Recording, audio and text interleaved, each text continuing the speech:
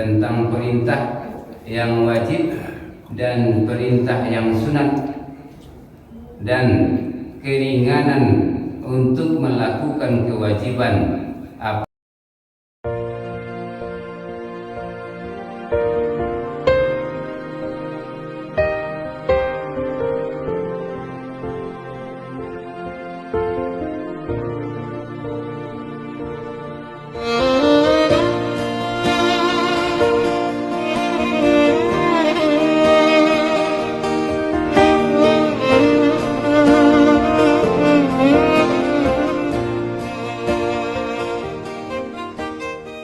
Assalamualaikum warahmatullahi wabarakatuh.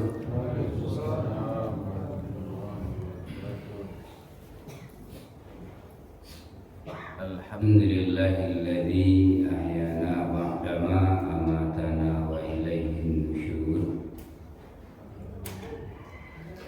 Asyhadu an la ilaha illallah wahdahu la syarikalah wa asyhadu anna Muhammadan abduhu wa rasuluh la nabiyya ba'da, amma ba'd. Bapak, Ibu sedang masuk rahimahullah, kembali kita aturkan rasa syukur kita kehadiran Allah Subhanahu wa taala. Sampai saat ini kita masih dikuatkan untuk bisa melangkahkan kaki, mengayunkan tangan untuk berhadir di ruangan masjid yang kita cintai ini dalam rangka berbudiah kepadanya. Itunya telah selesai kita melaksanakan sholat subuh berjamaah. Mudah-mudahan ibadah yang kita lakukan ini menjadi amal saleh di sisi Allah Subhanahu wa taala. Salawat beserta salam kita kirimkan kepada Nabi kita yang baginda Muhammad Rasulullah sallallahu alaihi wasallam. Bapak Ibu sedang masuk rahimahullah, kembali kita lanjutkan kajian kita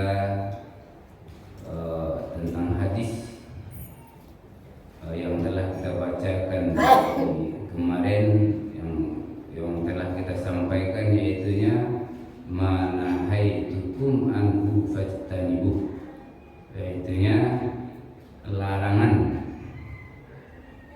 yaitunya apa yang aku larang jauhilah, kata Nabi.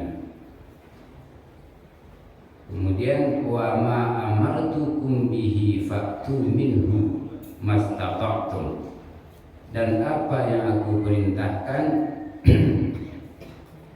dan apa yang aku perintah maka laksanakanlah semampumu. Ini yang akan kita lihat uraiannya dalam hadis arba'in ini. Apa yang aku perintahkan maka kerjakanlah semampumu. Maka dari uraian hadis ini, hadis dan Al-Quran maupun sunnah perintah ini berbagai macam terjemahan atau beragam pengertian. Namun para ulama sepakat bahwasanya perintah dalam bahasa Arab tolak atau permintaan yang mencakup kepada dua hal, yaitunya tentang wajib dan sunnah. Perintah yang bersifat wajib dan perintah yang bersifat sunnah. Maka yang pertama sekali adalah perintah yang bersifat wajib. Artinya sudah sama-sama kita ketahui, perintah yang wajib adalah perintah yang tidak bisa kita tinggalkan, dan hukumannya apabila kita tinggalkan akan berdosa, dan apabila kita kerjakan maka kita akan diberi pahala. Dan perintah-perintah yang wajib ini sebagaimana kita ketahui seperti perintah sholat, perintah mengeluarkan zakat, perintah mengeluarkan haji, puasa, dan beramar ma'ruf nahi mungkar. Apa perintah untuk menepati janji. Dan semua ini tidak boleh kita langgar dan harus kita jalankan. Dan apabila ditinggalkan maka kita akan dapat ganjaran dosa di sisi Allah Subhanahu wa taala. Dan perintah wajib ini tidak boleh disepelekan sedikit pun. Apabila kita sepelekan maka adalah sesuatu yang sia-sia untuk kita. Kemudian perintah yang bersifat sunnah. Perintah yang bersifat sunnah bahwasanya sesuatu yang kita kerjakan, kalau bahasanya yang kita biasa sampaikan, apabila dikerjakan mendapat pahala dan tidak kita lakukan tidak masalah, tidak berdosa. Tapi untuk lebih menguatkan, banyak para ulama mengatakan sesuatu yang kita tinggalkan itu kita akan merugi. Dan kita kerjakan maka kita beruntung. Ini perintah yang bersifat sunnah, seperti sholat rawatib.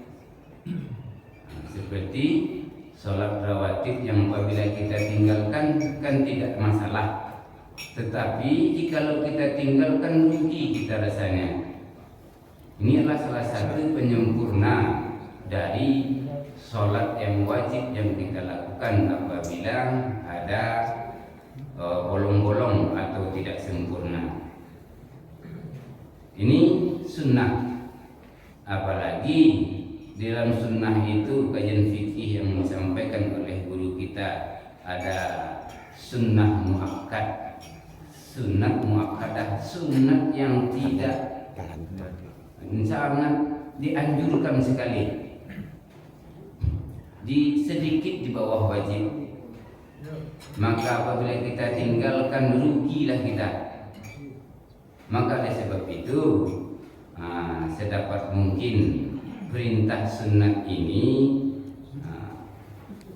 bisa kita lakukan dan tidak rugi kita rasanya jikalau meninggalkannya. Ini hadis yang disampaikan oleh Nabi. Apabila ada yang aku perintahkan maka kerjakanlah semampumu.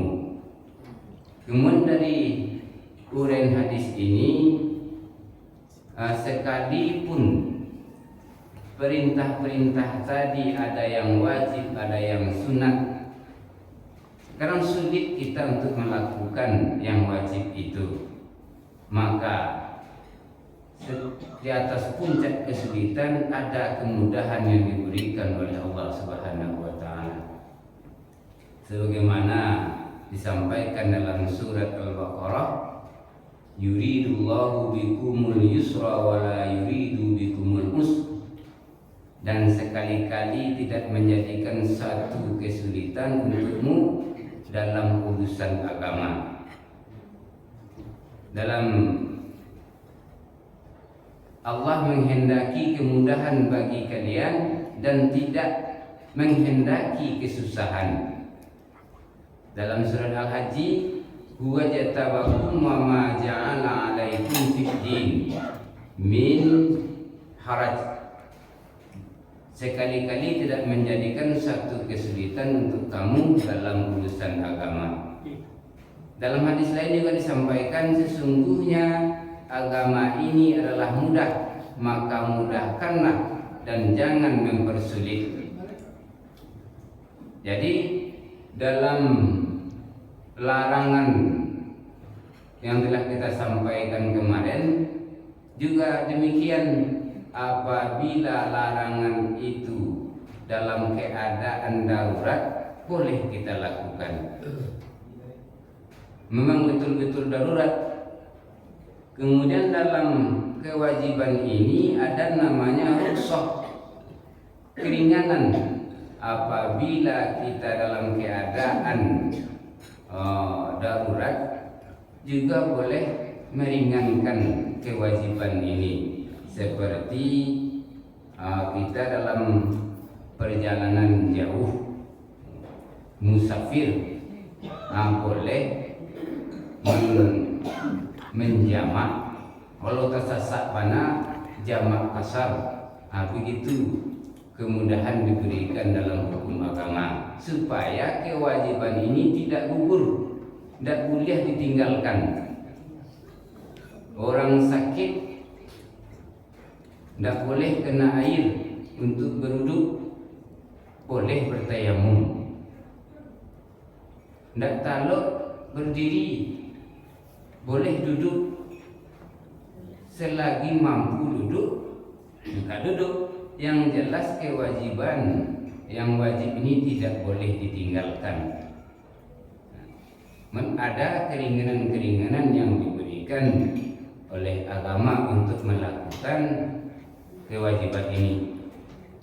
Yang jelas tidak boleh ditinggalkan. Apabila kita tinggalkan, maka kita akan mendapat balasan dosa dari Allah Subhanahu wa taala dan diancam dengan nerakanya Allah Subhanahu wa taala. Dari kesulitan-kesulitan itu ada batasan-batasannya. Kalau hanya sekedar seperti alasan tidak sanggup berpuasa karena tidak sanggup menahan lapar, itu alasan namanya. Itu termasuk kategori memang itu menahan lapar itulah dalam menahan puasa, tapi tidak sanggup menahan lapar, itu alasannya. Itu tidak masuk ke dalam kategori rukhsah dalam meninggalkan kewajiban. Bapak-bapak, ibu sedang dimasukuh rahimakumullah. Jadi agama ini mudah, tapi tidak boleh dipermudah-mudah. Bahwasanya untuk menjalankan kewajiban sesuai dengan kemampuan kita.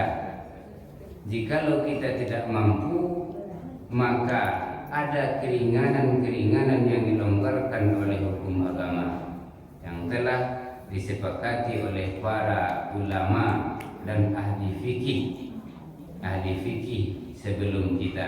Maka kita hanya tinggal menjalankan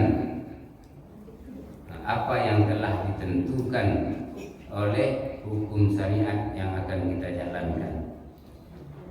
Mungkin untuk ini itu yang dapat kami sampaikan tentang perintah yang wajib dan perintah yang sunat dan keringanan untuk melakukan kewajiban apabila kita dalam keadaan yang sulit. Ada namanya dikatakan rukhsah, keringanan untuk mendatangnya suatu kemudahan, atau dalam bahasa kitanya dispensasi, keringanan untuk melakukan ibadah atau dalam keadaan darurat.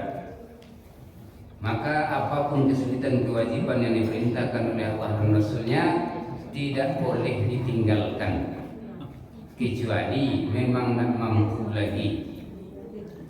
Hanya mati saja batasnya, seperti yang disampaikan guru-guru kita, tidak mampu berdiri, duduk tidak mampu duduk, berbaring tidak mampu berbaring,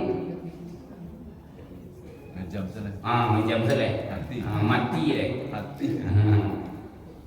Tidak bisa menggaris jati, hendaknya bisa. Kita sholat kan begitu wajibnya ketentuan sholat ini, atau begitu wajibnya melakukan kewajiban yang tidak boleh ditinggalkan. Nah, oleh sebab itu mari kita berusaha untuk tidak meninggalkan kewajiban kita kepada Allah Subhanahu wa taala. Terlebih dan kurang kami mohon maaf. Billahi taufiq wal hidayah. Assalamualaikum warahmatullahi